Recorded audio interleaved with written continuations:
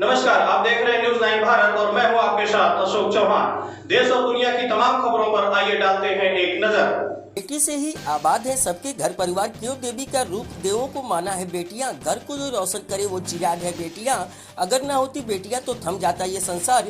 ये पंक्तियां सिर्फ सुनने के लिए ही रह गई हैं। आज हम ये क्यों कह रहे हैं तो आपको बता दें कि एक महिला जिसका नाम हंसी प्रहरी है, जो कि वर्षों से धर्मनगरी हरिद्वार की सड़कों पर, रेलवे स्टेशन, बस अड्डों और गंगा के घाटों पर उसे भीख मांग रही है। उसे मांगते हुए देखने पर शायद ही कोई यकीन करे कि उसका अतीत कितना सुनहरा रहा होगा। कुमाऊं यूनिवर्सिटी का कैंपस कभी हंसी प्रहरी के नाम से नारों से गुजरता था। प्रतिभा और वाकपटुता इस कदर भरी थी कि वाइस प्रेसिडेंट का चुनाव लड़ी और जीत गई। राजनीति और इंग्लिश जैसे विषयों में डबल एमए किया। तब कैंपस में बहसें हंसी के बिना अधूरी होती थी। हर किसी को इस बात का यकीन था कि हंसी जीवन में कुछ बड़ा करेगी, पर समय का पहिया किस ओर घूमता है ये किसे पता। जो लड़की कभी विश्वविद्यालय की पहचान हुआ करती थी वो आज भीख मांगने के लिए मजबूर है।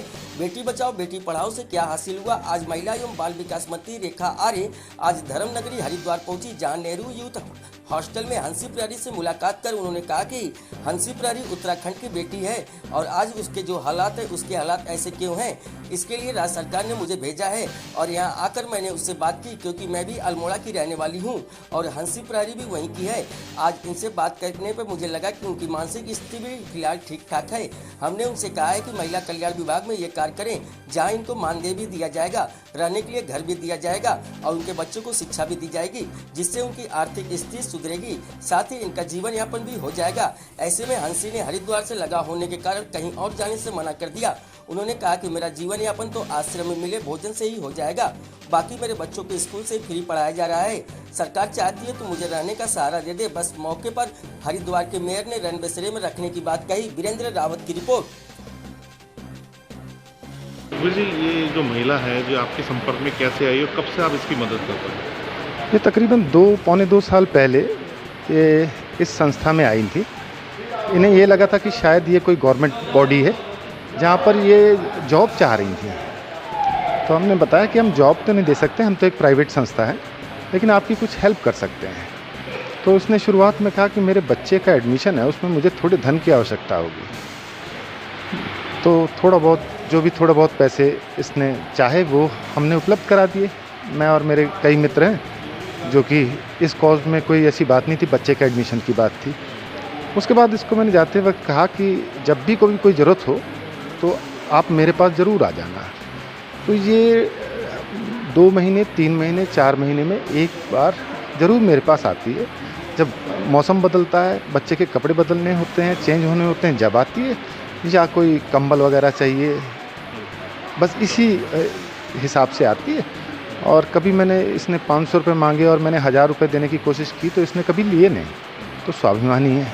मुझे तो अभी 3 दिन पहले ही पता चला, जब मीडिया में ये बात आई कि ये एक डबल एमए है, तो मैंने जानने की कोई आवश्यकता महसूस नहीं की। मुझे लगा कि किसी का पर्सनल मामला, तो किसी फीमेल का पर्सनल कोई भी चीज़ पूछने की मेरी हिम्मत भी नहीं हुई और मन गवारा भी नहीं किया। तो इसी तरीके से मेरे संपर्क में है। तो आज मंत्री रेखा आर्य भी आई है, तो क्या आश्वासन दिया है? मंत्री जी ने कहा है कि हम इनकी अपने डिपार्टमेंट में कहीं जॉब, केयर टेकर, हेल्पर या कोई जॉब दे सकते हैं और इनके रहने की व्यवस्था कर सकते हैं और इनके बच्चे की पढ़ाई की व्यवस्था करेंगे। वैसे आपकी संस्था इनका रहने की और ये सब व्यवस्था तो करी है? हमारी संस्था जो है, हमारी संस्था का जो मेन उद्देश्य है वो यूथ के डेवलपमेंट के लिए है। अब हम अपने उस उद्देश्य से अलग नहीं हो सकते हैं कि हम यूथ के डेवलपमेंट के अलावा कुछ अन्य कार्य करें, तो वो हमारे लिए संभव नहीं है, क्योंकि हमारे संविधान में ऐसा है। तो हम पर्सनली जो कुछ कर सकते हैं, संस्था के मेंबर्स हैं, पर्सनली हम करते रहते हैं। सिर्फ यही नहीं, और भी कोई भी यहाँ आता है तो हम उसको भोजन की व्यवस्था या कुछ थोड़ा बहुत पैसा जो कि उसकी इमीडिएट रिक्वायरमेंट होती है देते हैं। नाम और डेजिग्नेशन बता देते। मैं सुखबीर सिंह ढींढसा संस्था में सचिव के तौर पर कार्य कर रहा हूँ, जवाहरलाल नेहरू राष्ट्रीय युवा केंद्र में। जी आश्वासन क्या, मैंने आवास व्यवस्था की मांग की थी। वो कहते हैं संस्था में, मतलब हमारे संस्था में चलो, तो मैं थोड़ा सा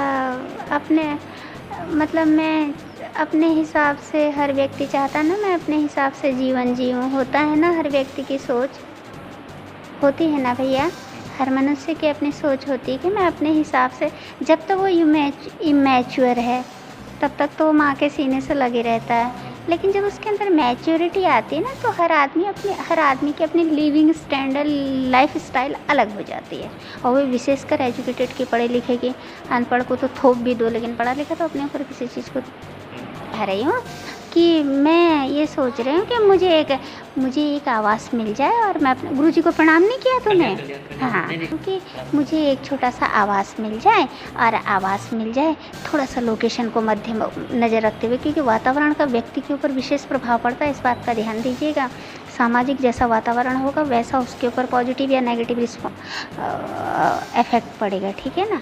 तो आध्यात्म माँ श्री भगवती पराम्बिका, श्री भागीरथी के श्री चरणों में मेरा बहुत आस्था है, उनके श्री चरणों में मेरी आस्था है, इसलिए मैं माँ श्री भागीरथी पराम्बिका के श्री चरणों में हूँ। तो यहाँ पर जब हरिद्वार आए तो किसने आपकी सहायता करी, कैसे अपना जीवन व्यतीत करा?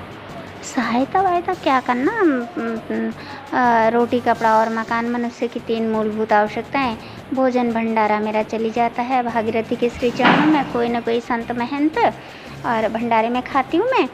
और कपड़े वगैरह भी जितने भी हमारी बहनें बच्चे वगैरह, आंटी ये पहन लो, दीदी ये पहन लो, हो ही जाता है। और खर्चे मेरे कुछ ऐसे हैं नहीं, खर्चे विद्यालय स्तर से तो मदद मिली रही है उसको पूरी। क्या चाहते हैं, क्या बनाना चाहते हैं बच्चे? मैं यही चाहती हूँ कि मेरे बालक तो एडमिनिस्ट्रेशन तक पहुँच जाएं। मैं जीते जी मैं अपने बालकों को एडमिनिस्ट्रेशन तक पहुँचाऊँगी, ये मेरा सपना है जी। उसके लिए मैं तन मन धन का पूरा